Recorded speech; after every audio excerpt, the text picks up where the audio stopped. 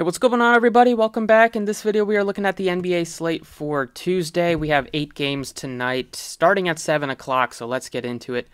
As always, if you enjoy the videos, appreciate it if you hit the like button, subscribe. If you haven't already, there's going to be a lot of changes throughout the day, as usual, with guys exiting and entering protocols throughout the day. Yesterday, after the video, we got the Jason Tatum news. We got some other pieces throughout the day, so stay tuned for Twitter. I'll try to update you guys once we get closer to lock.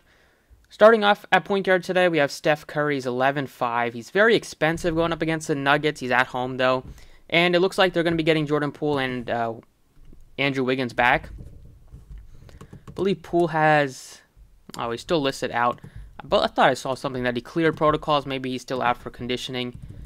At least they're getting Andrew Wiggins back. Curry's a decent option. I prefer getting to some of the expensive centers over Curry, but he's still in play. Beal is a fade. He's pretty expensive. Same thing with Westbrook. I'd rather get to LeBron James over Westbrook. Garland is very expensive. SGA, Drew Holiday. They're too expensive for me. First guy that kind of sticks out at this top end is Kemba Walker. He's $6,900. He's playing huge minutes. Even in probably like a blowout win against the Hawks on Christmas Day, he played 40 minutes. He played like over 20 minutes in the first half. Game before that, in regulation, he played 43 minutes. They're just having Kemba play a ton of minutes without Derrick Rose. And the matchup is very solid going up against the Timberwolves, who might be getting Patrick Beverley back, and Beverley might make things tough, for Kemba, but still rather take Kemba. He's been really contributing with the assisting, and the rebounding has also taken a nice uptick since he's been the starter, and he's just playing with a lot of confidence, even though he shot the ball 3 of 12 on Christmas Day. He still put up he put up a triple-double, his first since, I think, 2017 or 2014, one of those 2 years. Other plays at point guard, in the 5K range, you can go down to Patrick Beverley. He should be back today. 4K range, don't have anybody that looks too appealing. Might get somebody out here, maybe if Jalen Green is in and Kevin Porter Jr. is out, he looks a little bit better. 3K range, you're looking at Gravit from the Magic, who are very banged up once again today. At shooting guard, the top end, no Ingram, who's doubtful. Beal is kind of too expensive. Same thing with Garland. Going in the mid-range a bit here for Gary Trent, if he's able to be back. Will Barton at 6,000 looks pretty good. Going even cheaper in the 5 and 4K range here. We have a couple of pieces. Another 5K range option is Beasley at 54. He played 39 minutes last night. He just shot the ball really poorly. Only 6 of 18, 3 of 10 from distance. He did chip in with 8 rebounds, but he's just going to play a lot of minutes. They don't have Russell, Edwards, Cat right now. Even if they get back, Beverley is going to just hurt the minutes for like Jordan McLaughlin and maybe some for Jalen Noel, although Noel had a monster game last night. But other pieces, we look at like Svi Mikhailuk, if they are limited on bodies once again, which it looks like they will be if he's starting. Value pick would be like potentially Campazzo if there's no Monty Morris.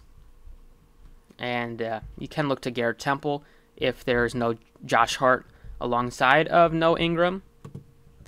Small forward, Jimmy Butler looks like the best pay-up option here if you wanted to go to a value pick. You have one all the way in the 3K range we'll get to, but 5K range with Eric Gordon, Max Strus, Markkanen as some decent options. You can look to Porter, although his minutes will come down a little bit now that Wiggins is back.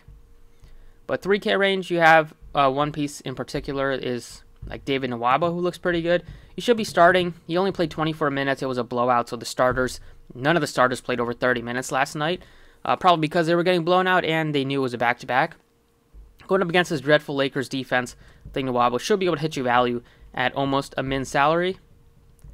Power forward, you can get up to Giannis easily. The only concern is the blowout potential here, but he should absolutely destroy this Orlando front court. There's nobody to slow him down. This Magic has nobody to try to stop him. I want to see who they decide to put on Giannis tonight, because whoever it is, they have their work cut out for them.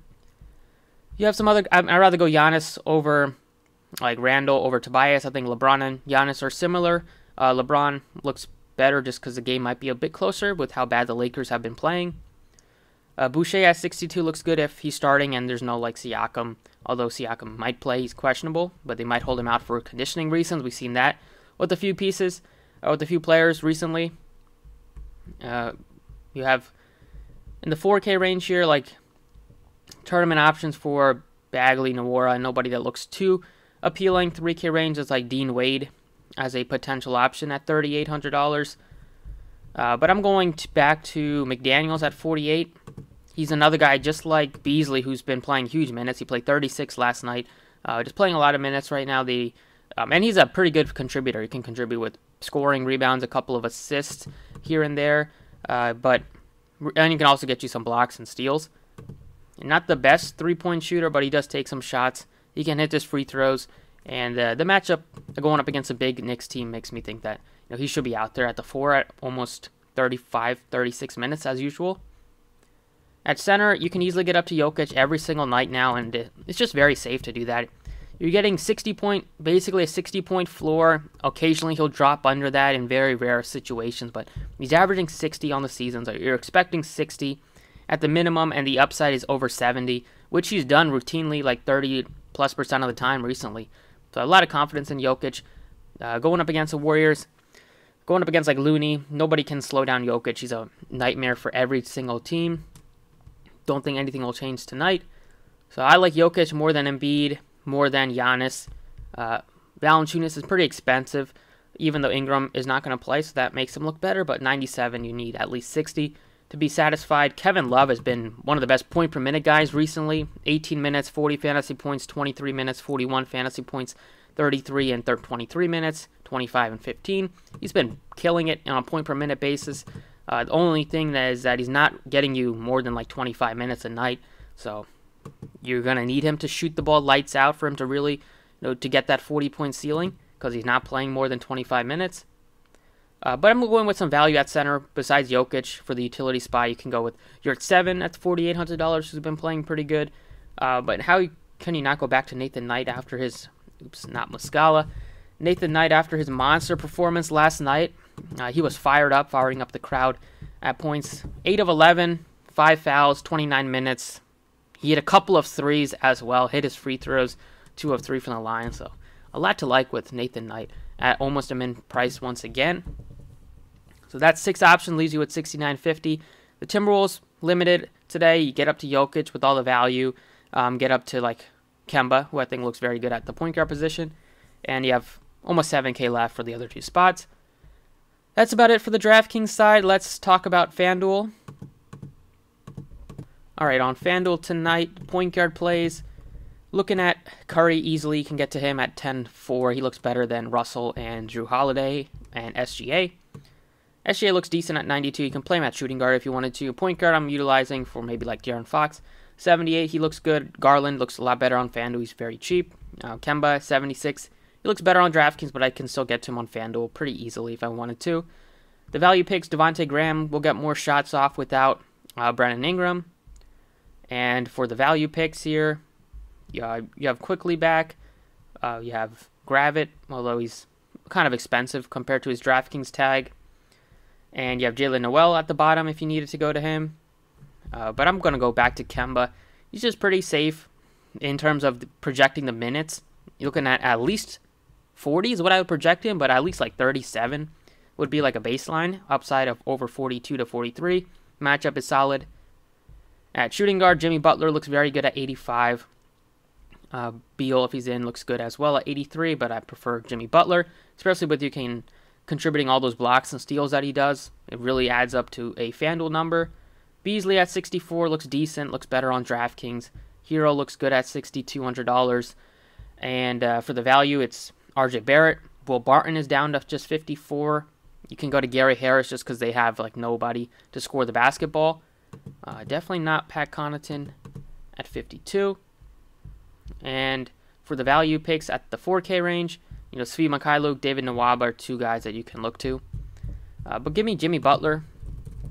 Utilize him at shooting guard, which is not a particularly deep position today. Small forward, Giannis 10 or 11-3 looks decent. LeBron probably looks similar, if not a little bit better if you think it's going to be a closer game. Going with the value pick, you can go Tobias Harris, 7K range. Beasley looks decent at 64. Tyler Hero, Kyle Kuzma, they're fine value picks. Kuzma if there's no Bradley Beal once again. And you're looking at Will Barton at 54 as a very good mid-range play. Taylor Horton Tucker is down to just 48. He also can pretty routinely hit value, although he's a bit riskier playing with LeBron and Russell. At least he's not having to deal with Anthony Davis as well. But give me Will Barton. He's just a little bit too cheap on FanDuel. Play him at small forward. Wiggins is also nicely priced at 58. I don't think he'll be limited, and they're still missing Jordan Poole, so he definitely looks better. At power forward, you can get up to Giannis or LeBron if you wanted to. Christian Wood is still at good value at 79. He didn't come through last night for a lot of people, but I can still go back to him if you wanted to. We're probably going to get another good price tag on McDaniels. Boucher is 55. He looks appealing. McDaniels is 54. He looks fine. It just got word that Montrezl Harrell's in protocol, so Gafford looks better, but he's only center eligible. Right now, just give me LeBron and be able to get to him as well. And at center, get up to Jokic. His price tag is too cheap on FanDuel as usual. He should be like 12.5 on FanDuel. It's how easy it is to get up to him. Don't know why he's cheaper than he is on DraftKings every single night. But Jokic is the best play. Second best play would probably be like Valanciunas at 77 without Brandon Ingram. Those are the two main pieces to really focus on, and you can look to like Boucher if you needed to, or you're at 7, and Nathan Knight also didn't mention him, but definitely want to take a shot. He's power forward eligible, $3,800. But that's about it for the video. Thank you for watching. I'm sure we'll get a lot of news throughout the day, but just a quick early look at tonight's slate. Best of luck tonight, and I will see you all next time.